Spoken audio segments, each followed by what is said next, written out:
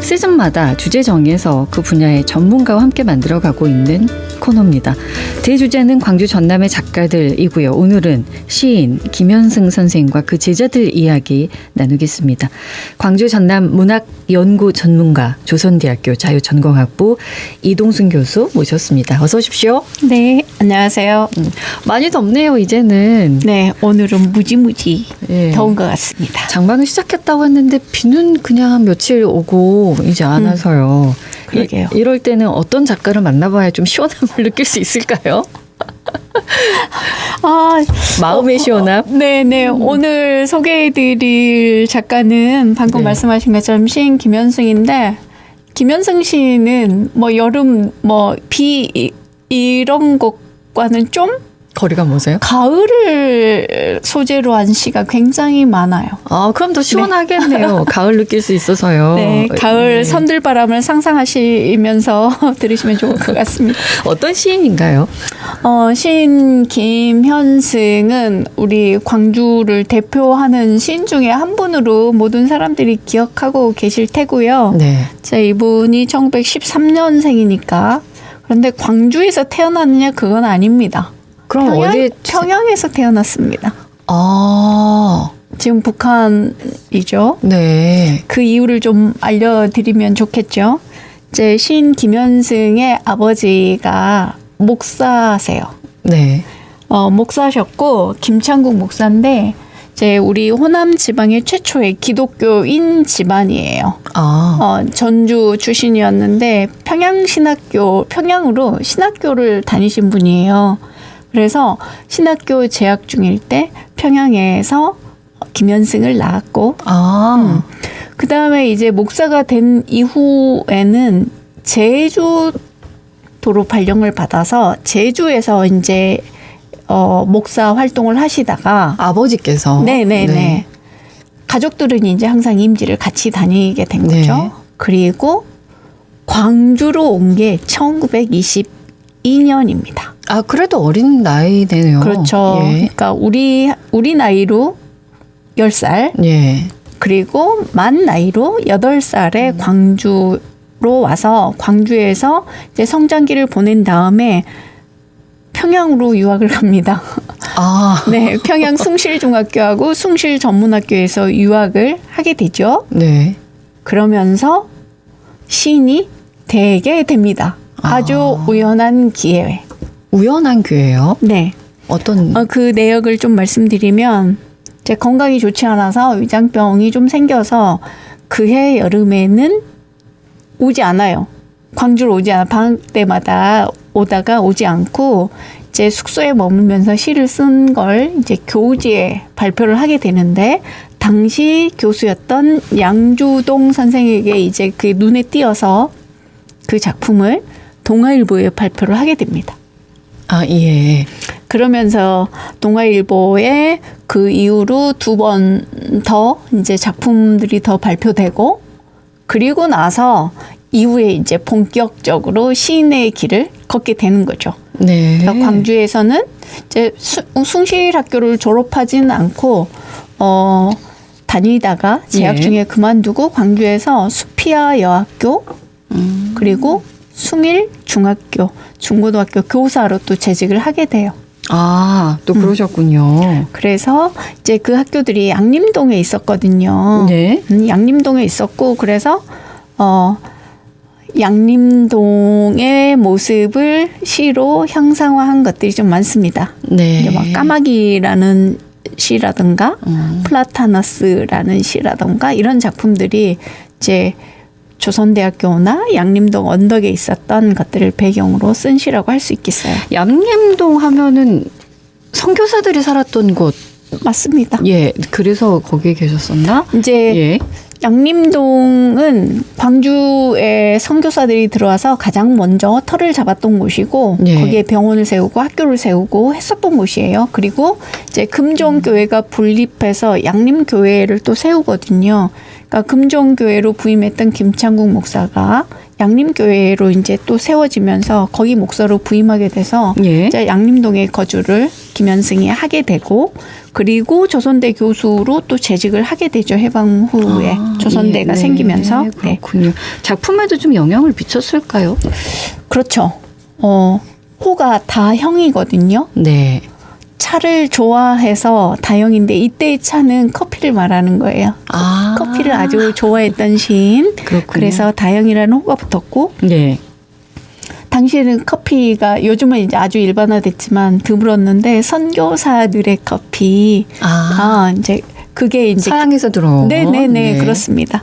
그것도 관계가 있고 또 우리들한테는 시인 김현승 씨가 굉장히 잘 알려져 있는 게 교과서에 눈물이라는 시하고 가을의 기도라는 시가 이제 국어 교과서에 실렸거든요. 저도 네네. 처음 만난 기억이 이제 국어 교과서에서 배웠던 기억이 있습니다. 시인 김현승의 그때 느낌은 어떠셨어요? 처음 마주했을 때. 그때는 시가 이렇구나, 너무 멋지다, 뭐 감동적이다 이런 느낌이 아니고 그 공부의 느낌으로. 그렇죠. 주제는 뭐고 원관념은 뭐고 분석하고 분석하고 뭐고. 근데 지금 학생들도 그렇게 국어를 보거든요. 시도 그렇고 작품들도 그렇고. 굉장히 안타깝습니다. 저는 그래서 이제 제도 교육이 어떻게 보면 더 도움이 될까요? 그냥 작가 입장을 살펴볼까요? 작가의 창작 동기도 네. 이제 시를 이해하는 데 많은 도움이 되지만 사실 작품을 이해하는 것이 먼저인데 우리는 이제 애워서 이게 뭐야 1대1로 가르쳐주는 네, 게 네. 전부이다 보니까 상상력을 제한해버리고 그것이 마치 전부인 것처럼 이렇게 해버린 게 굉장히 안타깝죠. 네. 네가 느낀 대로 그게 뭔지 표현해보고 그럴 수 있다. 이 여지를 충분히 그래서 모든 학생들과 함께 이야기한 다음에 애초에 이 작품을 쓰게 된 배경은 이런 거였고 이렇단다라고 설명해주면 이게 잘 버무려지면 상상력도 그렇고 개인들이 느끼는 시에서 느끼는 감동이라던가 공감의 폭이 다양해질 수 있죠. 예. 그런 측면이 있습니다. 예, 배경도 좀 알고 스스로 느끼는 그 감정이 중요하군요. 그러면 지금 김현승 시인의 시 조금 들어볼까요? 네, 이제 대체적으로 유명한 시 중에 무등차라는 시도 있고 네. 김현승의 눈물이라는 시도 있는데 눈물이라는 시를 조금 네, 소개해 주세요. 읽어드리고 나서 부연 설명이 필요하면 조금 말씀드릴 시듬을 보시고 열매를 맺게 하신 당신은 나의 웃음을 만드신 후에 새로이 나의 눈물을 지어주시다. 네, 눈물이라는 시였습니다. 예, 가을 느낌이 나는데요. 맞아요?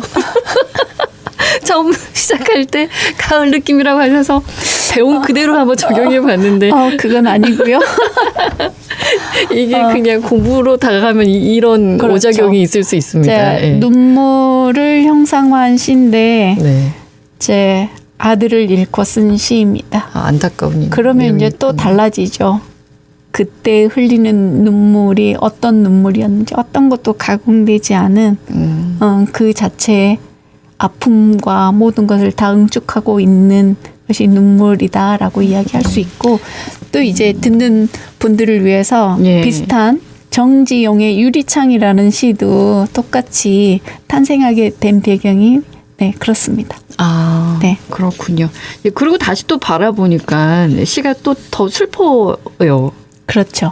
네. 그냥 한번 마주 보는 거하고 설명을 좀 약간 듣고 또 다시 보면 느낌이 또 달라져서요. 네. 이제 이것도 보면 그 안에 보이지 않는 어떤 신에 대한 기도일 수도 있겠잖아요. 예. 네, 이제 기독교인이었으니까 부연 설명은 드리지 않아도 알 수 있을 것 같아요. 근데 기독교로부터 무진장 멀어지고 싶어 했어요.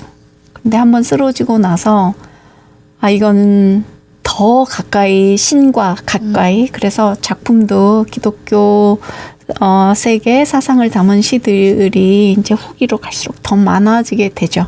그런데 이제 강의 도중에 또 쓰러져서 그렇게 또 돌아가시게 됐거든요. 조선대학교에 한 1, 2년 근무하시다가 강의하시다가 쓰러지신 거예요? 네네. 서울에 있는 숭실대학교 지금 현재 숭실대학교 교수로 이제 평양 숭실학교를 이제 서울에 다시 세운다 해서 그 모양 그대로는 아니지만 그 기독교 정신을 바탕으로 해서 세운 학교, 그 학교로 가서 또 교수로 계셨습니다. 그렇군요. 조선대학교에서도 아까 교수로 계셨다고 하셨잖아요. 그러면 제자들 중에도 시인이 나왔을 법도 한데요. 아주 많습니다. 아주요? 네.